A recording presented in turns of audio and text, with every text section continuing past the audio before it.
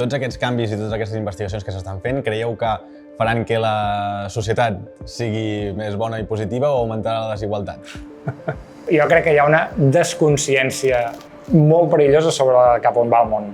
Mai a la història hi havia hagut tant dèficit d'atenció, mai a la història ens informem mitjançant 140 caràcters a un vídeo de TikTok i t'acabes creient allò que veus, i per tant estem en un moment on hi ha un canvi de paradigma de la tecnologia en les pitjors condicions humanes. Els estats, vull dir, els qui fan les lleis, estan anys llums d'entendre el que està venint.